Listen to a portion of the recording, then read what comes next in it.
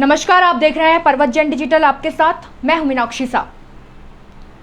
अंकिता हत्याकांड में हर दिन कुछ न कुछ नया मिलने को सामने आ रहा है।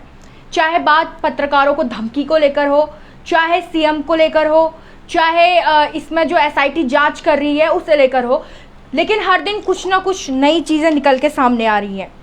अब आपको नया अपडेट में दे दूँ इस वक्त का। एसआईटी अधिकारी पी रेणुका जी का कहना है कि जो महिलाएं इस रिजॉर्ट में, वनंतरा रिजॉर्ट जो कि पुलकित आर्य का रिजॉर्ट है, उसमें काम करते थे, उन लोगों को अब कस्टडी में लिया गया है। उनसे बातचीत की जा रही है, उनसे पूछा जा रहा है कि क्या कुछ उस रिजॉर्ट में रहा है, कैसा उनके साथ बर्ताव किया जाता था। और इसी सब में एसआईटी को काफ़ी सारी बातें नहीं पता चली हैं। जैसे कि इसमें एक नया पहलू भी निकल के आया कि जो पुलकित आर्य है वो एक तरीके से साइको पर्सन था, यानी साइको पर्सनैलिटी उसको हम बोल सकते हैं। अपने कर्मचारियों के साथ भी जो उसका व्यवहार था उसको लेकर कई सारी बातें खुल के सामने आई हैं। मेरठ में रहने वाले दंपति ने जब इस बात का क्लियर किया, उसके बाद फिर वो एसआईटी को उन्होंने अपने बयान दर्ज कराए हैं। उनके कहने के मुताबिक जो भी वहाँ कर्मचारी कार्य कर रहे थे, उन सारे कर्मचारियों के साथ जो पुलकित आर्य का बिहेवियर था वो टॉक्सिक बिहेवियर था, यानी वो थोड़ा सा अमानवीय टाइप का बिहेवियर था। जैसे कि उन पे कोई भी अगर जो रेस्टोरेंट में आ जाता था, जो वनंतरा नाम का वो रेस्टोरेंट था, रिजॉर्ट था, जब उस रिजॉर्ट के अंदर आता था, उसका सामान चोरी होता था, तो वो वहाँ काम करने वाले अपने कर्मचारियों पर काफ़ी उन्हें प्रताड़ना दिया करता था, काफ़ी उन पर शक किया करता था, जिसके तहत उसने रिजॉर्ट के अंदर एक अलग सी दुनिया बनाई हुई थी। अब ये सुनने में बड़ा आप लोगों को भी अचंभा सा लग रहा होगा कि मैं क्या बोल रही हूँ। रिजॉर्ट के अंदर एक अलग दुनिया बनाई थी। जी हाँ, रिजॉर्ट के अंदर उस व्यक्ति ने उसका टॉक्सिक बिहेवियर, उसका जो साइको बिहेवियर था, इससे पता चलता है कि उसने रिजॉर्ट के अंदर जेल बनाई थी। अब आप समझ सकते हैं कि किस तरीके का इंसान पुलकित आर्य रहा होगा। तो उस रिजॉर्ट के अंदर जब उसने जेल बनाई थी तो उन कर्मचारियों के साथ भी वो इसी तरीके का बिहेवियर करता था कि अगर चोरी का उसको शक भी होता था तो उन अपने कर्मचारियों को जेल के अंदर डाल के प्रताड़ना करना। अब आप सोच सकते हैं कि उस इंसान की मेंटलिटी किस तरीके की होगी। और बात अगर महिलाओं को लेकर की जाए तो अभी 4-5 जो महिलाएं हैं जो कि पहले उस रिजॉर्ट पे काम कर चुकी हैं, उनकी एसआईटी ने जो बयान है वो दर्ज कर लिए हैं, उनके नंबर्स भी रख लिए हैं। अभी पी रेणुका जी का अभी रिसेंट में ही इस चीज़ को लेकर बयान आया है। उनका कहना है कि हम लोगों ने जो सारे बयान हैं वो इकट्ठा कर लिए हैं और उसके आधार पे कहीं ना कहीं ये चीज़ें सामने आई हैं कि जो पुलकित आर्य था उसका महिलाओं के प्रति जो बिहेवियर था वो बहुत ज़्यादा गलत था। सिर्फ कर्मचारी नहीं, महिलाओं के प्रति भी उसका जो दृष्टिकोण था वो थोड़ा गलत तरीके का था। महिलाओं को एक वस्तु के तौर पर वो व्यक्ति समझने वाला। अब इसी चीज़ को लेकर आज मैं आप लोगों के सामने आई हूँ कि अंकिता हत्याकांड में अब नए खुलासे क्या कुछ हुए हैं। बहुत सारे एलिगेशन लग रहे हैं और सरकार भी अलर्ट मोड पर है, हम कह सकते हैं। 26 लाख रुपए का मुआवजा सीएम धामी ने देने की यहाँ पर बात की है अंकिता हत्याकांड में उनके परिजनों को। लेकिन सवाल यह है, 26 लाख रुपए आज वो मुआवजे के तौर पर ज़रूर दे रहे हैं ताकि जो अंकिता का सपना था एक घर खरीदने का वो किसी न किसी तरीके से पूरा हो सके। लेकिन ऐसी तमाम अंकिताएं जो हमारे उत्तराखंड में है, एक मामला ये हमारे सामने आ चुका है, ऐसे न जाने कितनी अंकिताएं हैं, उनको किस तरीके से सरकार प्रोटेक्ट करने वाली है। एक तरीके से सरकार ये कह रही है कि फास्ट ट्रैक कोर्ट के माध्यम से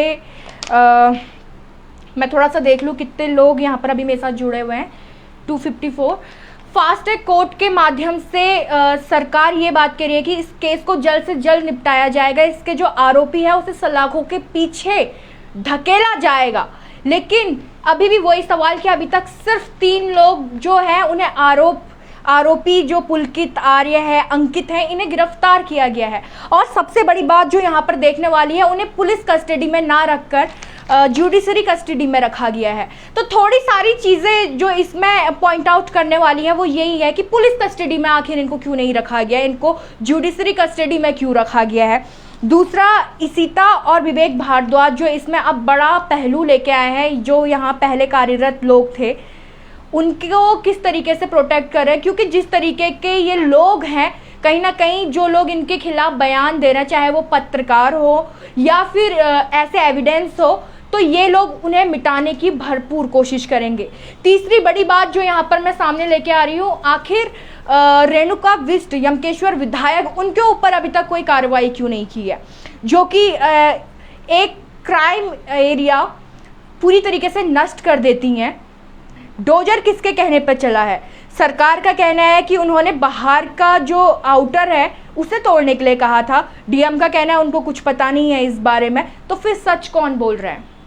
रेणुका बिष्ट पे अभी तक किसी तरीके की कोई कार्रवाई क्यों नहीं की?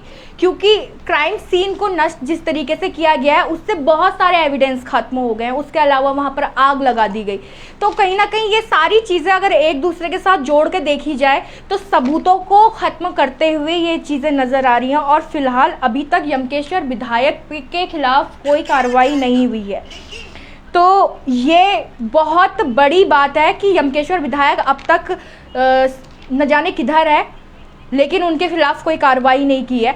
और एक अपडेट और भी है कि सीएम पुष्कर सिंह धामी, स्पीकर रितु खंडूरी, महेंद्र जी को भी अब दिल्ली भेजा गया है। दिल्ली वो लोग गए हैं, जल्दीबाजी में गए हैं। कहीं ना कहीं मामला UKSSC और ये उनके कान में जू तक नहीं रेंगी है।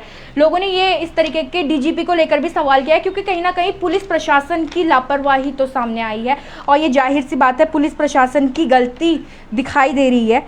मुझे लगता है कार्रवाई पुलिस को करनी देनी चाहिए, वरना जनता कार्रवाई तो रेणु बिष्ट का क्या होगा पता नहीं। जी यहाँ पर लोग लिख रहे हैं कि रेणु बिष्ट का क्या होगा पता नहीं। रेणु बिष्ट ने एक बहुत बड़ी गलती की है। या एक विधायक की पोस्ट पे आप बैठी हुई हैं, आप विधायक हैं, आपके पास इतना कॉमन सेंस नहीं है, आप क्राइम सीन को ही खत्म कर दे रही हैं। मतलब आप विधायक हैं एक क्षेत्र की, इतनी बुद्धि आपके पास होनी चाहिए। भारतीय जनता पार्टी से आप ताल्लुक़ रखती हैं, इतनी बड़ी क्षेत्र राष्ट्रीय पार्टी से आप ताल्लुक़ रखती हैं, लेकिन आपके वजह से एक इतनी बड़ी गलती हुई कि आप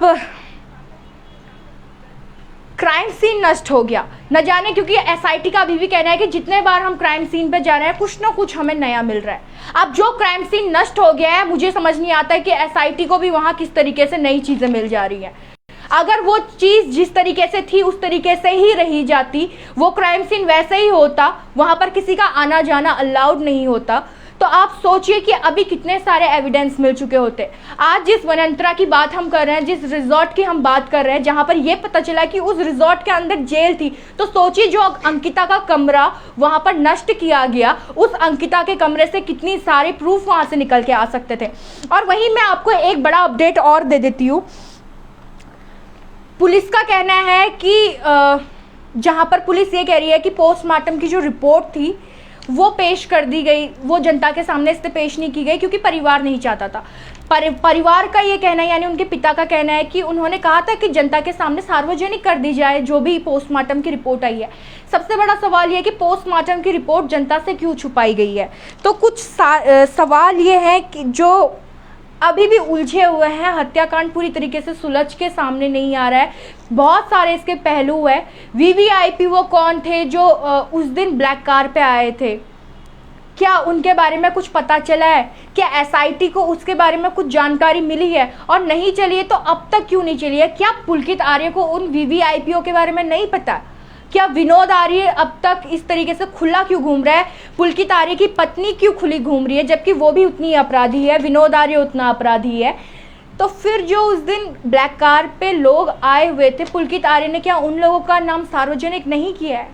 क्या पुलिस के पास हमारी इतनी पावर नहीं है कि वो इन लोगों से ये सच उगलवा पाए कि उस दिन VVIP जिनके लिए वो कॉम्प्रोमाइज़ कराने की बात कर रहा था, आखिर वो VVIP कौन है?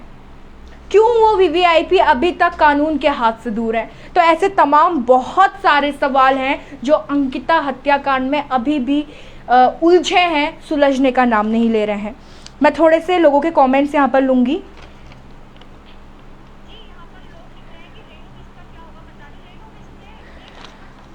लोग लगातार हमें कमेंट कर रहे हैं, थोड़ा से कमेंट्स मैं आप लोगों के लूँगी। रेणु बिष्ट से हिरासत में लेकर पूछताछ होनी चाहिए, भगवान चंद्रा जी लिखता है। बिल्कुल उन्हें हिरासत में लेना चाहिए। आखिर इतना बड़ा कदम उठाया, किसके कहने पर उन्होंने इतना बड़ा कदम उठाया? क्योंकि CM पुष्कर सिंह धामी तो सीधे सीधे नकार रहे हैं कि उन्होंने सिर्फ बाहरी जो एरिया था वहाँ पर बुलडोजर चलाने की बात की थी। तो फिर क्राइम सीन को नष्ट करने के लिए रेणु बिष्ट को किसने कहा था? बिल्कुल हिरासत में लेना चाहिए रेणु बिष्ट को और उन पे भी मुकदमा दर्ज होना चाहिए, क्योंकि एक विधायक होने के बाद अगर उनके पास इतनी बुद्धि नहीं है तो फिर उन्हें विधायक रहने का भी कोई हक नहीं है। उनकी तो पहले पार्टी से बाहर का रास्ता दिखाना चाहिए। दूसरी बहुत सारी चीज़ें हैं इसमें जो रिजॉर्ट को लेकर आई है, जैसे कि रिजॉर्ट के अंदर जेल का होना, ये सारी चीज़ें कहीं ना कहीं एक टॉक्सिक व्यक्ति को दिखाते हैं कि किस तरीके का वो व्यक्ति रहा होगा पुलकित आर्य। कहीं ना कहीं जो इसके तार जुड़ते हुए नज़र आ रहे हैं एक साइको पर्सनालिटी के तौर पर भी जुड़ते हुए नज़र आ रहे हैं। जैसे अमूमन साइको सीन हमने बहुत सारे टीवी वगैरह पे देखे होंगे कि साइको जो पर्सन होते हैं वो अपने को सेटिस्फाई करने के लिए दूसरे को किसी भी हद तक का परेशान करते हैं। तो ये पुलकित आर्य भी इसी तरीके का व्यक्ति लग रहा है। फिलहाल जो भी चीज़ें एसआईटी ने भी बताई हैं और जो उनके कर्मचारी जो पूर्व काम करते थे उनके द्वारा जो बताई गई है, इसी तरह ये लोग जो भी काम करे हुए लोग हैं। अभी 4-5 जो लड़कियां हैं उनसे बातचीत हो चुकी है। अब उसको देख के आगे की जो भी जानकारी होगी उसके बारे में थोड़ा सा कि क्या कुछ है वो एसआईटी आप लोग को बताएगी और शायद से कल तक में एसआईटी बहुत सारी जो चीज़ें हैं उसे क्लियर करे। लेकिन अभी भी सवाल वो है, क्या सच में एसआईटी उस तरीके से काम कर रही है, उस तरीके से जांच कर रही है? क्योंकि जो वनंतरा रिजॉर्ट है वो पूरी तरीके से जला दिया गया था, वो जो क्राइम सीन था उसे नष्ट कर दिया गया था। पुलिस का कहना है हमने एविडेंस पहले रख लिए थे। और दोबारा दूसरी बात जो पुलिस कह रही है, एसआईटी पी रेणुका जी जो बात कह रही है कि जितने बार आप क्राइम सीन पे जाएंगे उतने बार कुछ ना कुछ नया मिलेगा। तो फिर दोनों बातों का डिफरेंस आप लोग भी समझ सकते हैं। एक ये कहना कि हमने पहले ही एविडेंस रख लिए थे, दूसरा ये कहना कि आप जितने बार भी आएंगे नए एंगल से जांच होगी और नई नई चीज़ें खुल के सामने आएंगी क्राइम सीन से। तो अगर क्राइम सीन से इतनी सारी नई चीज़ें सामने आ रही थी तो फिर उस रिजॉर्ट को तोड़ा क्यों गया, उस पर आग क्यों लगाई गई, किस चीज़ को वहाँ पर हटाने की कोशिश की गई थी, किसे गुमराह करने की कोशिश की गई थी? क्या जनता को गुमराह करने की कोशिश की गई थी कि हम काम कर रहे हैं लेकिन हम कुछ भी नहीं कर रहे हैं? क्या किया जा रहा था? तो बहुत सारी चीज़ है। 3 लोग अभी तक पकड़े गए हैं, लेकिन वो तीनों के अलावा जो वैरना कार पे लोग आए थे उन्हें नहीं पकड़ा गया। इन 3 लोगों का मुंह अब तक पुलिस खुलवाने में नाकामयाब रही। तो ये पुलिस की तरफ से कहीं ना कहीं एक मैं कह सकती हूँ कि पुलिस की नाकामयाबी है कि वो 3 लोगों से पूछ नहीं पाई कि आखिर वो 3 लोग कौन थे जिनसे कॉम्प्रोमाइज़ की बात की जा रही थी, जिसके लिए अंकिता ने मना किया और हमारे बीच आज अंकिता नहीं रही। तो तमाम ऐसे सवाल हैं जिन्हें मैं आपके सामने छोड़ के जा रही हूँ। सबसे पहला सवाल ये कि पुलिस कस्टडी में क्यों नहीं, जुडिशरी कस्टडी में क्यों? दूसरा, रेणु बिष्ट के ऊपर कार्रवाई क्यों नहीं? तीसरा, पटवारी के ऊपर, जो पटवारी है वैभव प्रताप, निलंबित उसे ज़रूर कर दिया है लेकिन उसके ऊपर कार्रवाई क्यों नहीं? चौथा, जो लोग अभी तक वीवीआईपी के नाम से छुपे हुए हैं उन लोगों को कब सामने लेके आएंगे? पांचवा, जो पोस्टमार्टम रिपोर्ट है वो जनता के सामने क्यों नहीं, जबकि अंकिता के पिता ने साफ तौर पे कह दिया है कि जो रिपोर्ट है उसे सामने पेश कर दिया जाए। छठा, फास्ट एक्ट की आप बात कर रहे हैं, फास्ट एक्ट की आप बातें कर रहे हैं, लेकिन आप ही की सरकार में बहुत सारी चीज़ें उजुल जुजुल दिखाई दे रही हैं जो कि क्लियरिटी के साथ सामने नहीं आ रही है। विपक्ष बार बार कह रहा है कि अभी भी हम सेटिस्फाई नहीं है, बहुत सारी चीज़ें छुपाई जा रही हैं। सातवां, वनंतरा में अभी भी लोग कैसे आ जा रहे हैं? पुलिस के अलावा भी कई सारे लोग हैं जो वनंतरा रिजॉर्ट पे आ रहे हैं जा रहे हैं, तो फिर उस चीज़ का ध्यान क्यों नहीं रखा जा रहा है? क्या क्राइम सीन पे इस तरीके से लोग जा सकते हैं? ये सवाल बहुत बड़ा है। तो फिलहाल अभी मेरे साथ इतना ही। इन तमाम सवालों को आपके लिए छोड़ के जा रही हूँ, तब तक आप बने रहिएगा प्रवाचन डिजिटल के साथ।